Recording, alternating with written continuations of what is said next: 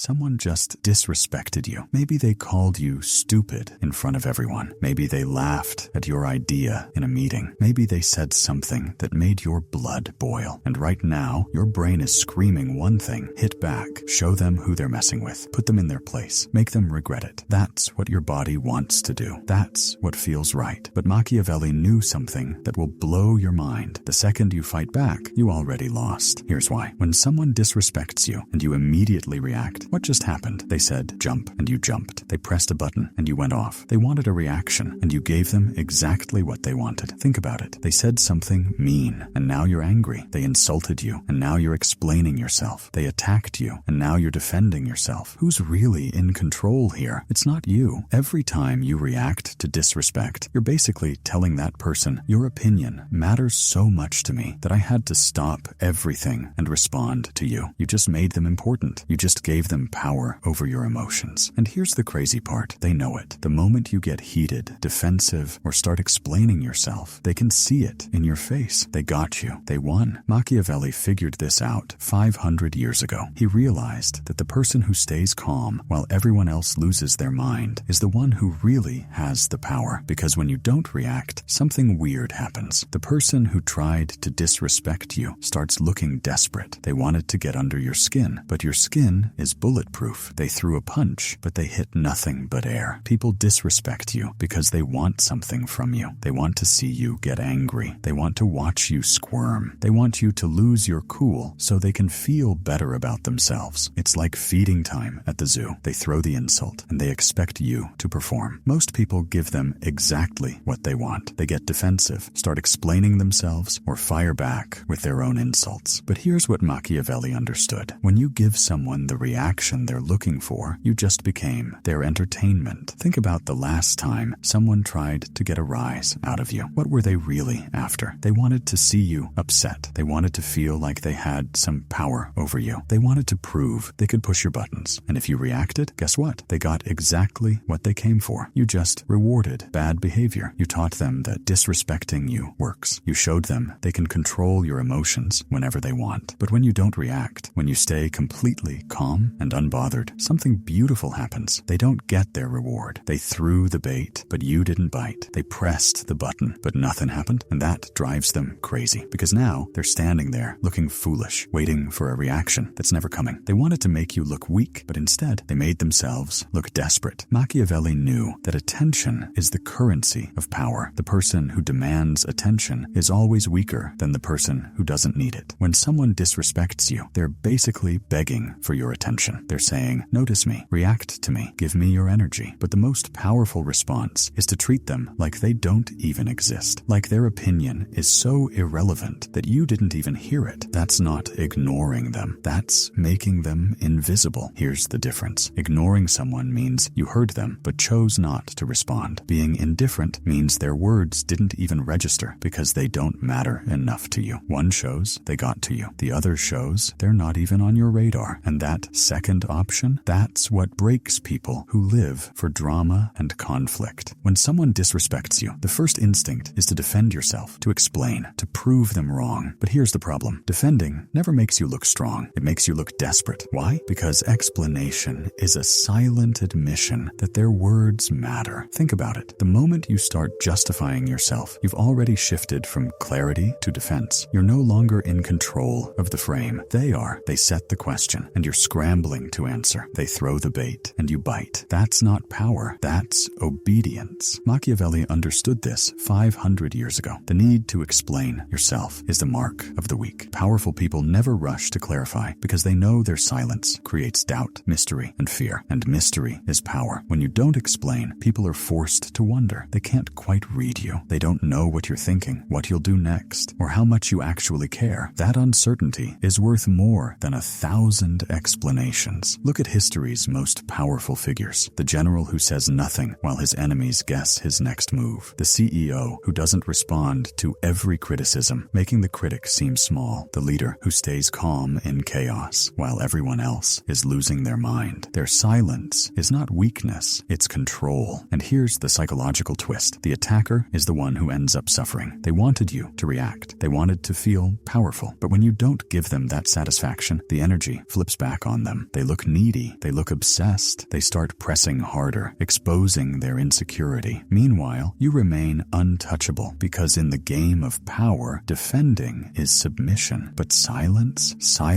is domination. So how do you actually use this in real life? The key is to replace reactive habits with strategic responses. When someone disrespects you, the average person does one of three things. They defend, they argue, or they fire back. Each of these responses has the same effect. You're admitting that the other person's words carry weight. That's the mistake. The Machiavellian approach is different. You train yourself to respond with silence, indifference, or calm redirection. Instead of defending, you let their words hang in the air. Instead of arguing, you pause, look at them, and then move on as if nothing happened. Instead of firing back, you make a subtle shift of subject that reminds everyone you control the direction of the conversation. This doesn't just stop the attack, it reverses it. The person who tried to provoke you ends up exposed. Everyone sees that their effort failed, and now they're the one who looks insecure while you look untouchable. The more you practice this, the more powerful it becomes. A raised eyebrow instead of an explanation, a short silence instead of a long defense, a calm redirection instead of a heated reaction. Each of these micro moves signals one thing: you are in control. And here's the paradox. When you refuse to fight for respect, people give it to you because true authority never begs, never explains, never reacts. It simply commands. At the basic level, silence protects you, but at the advanced level, silence becomes a weapon. Machiavelli understood that true power isn't just about avoiding traps. It's about making others trap themselves. The first advanced move is disappearing. When someone expects your presence to fuel their attack, you deny them the opportunity altogether. By withdrawing at the right moment, you take away their audience and their stage. The more they try to attack a person who isn't even there, the weaker they look. Absence itself becomes a form of dominance. The second is self-destruction through pressure. Instead of reacting, you let the other person's need for a response consume them. They repeat themselves, they exaggerate, they get emotional. In the process, they reveal their weakness. Your silence makes them unravel. The third is power reversal. When someone throws an insult, you don't defend or fight it. You flip it. You agree in a way that makes their words meaningless. An insult loses its force when you accept it calmly because there's nothing left for them to push against. Their attack collapses under its own weight. And finally, there is narrative dominance. In the digital age, silence alone is not always enough. The most powerful move is to set the story before your opponent does. You don't explain, you define. A single sharp line, a controlled statement, or even a subtle gesture can reframe the entire situation in your favor. Then you retreat again, leaving the echo behind. At this level, you are no longer reacting to disrespect. You are controlling the environment in which disrespect itself becomes powerless. Because the highest form of power is not winning arguments, it's making the very idea of challenging you seem pointless. Machiavelli would never rely on just one tactic. Silence is powerful, but silence alone is not a complete strategy. To master disrespect, you need a small set of tools, simple, repeatable moves that always keep you in control. There are three: silence, deflection, precision, cuts. Silence is the foundation.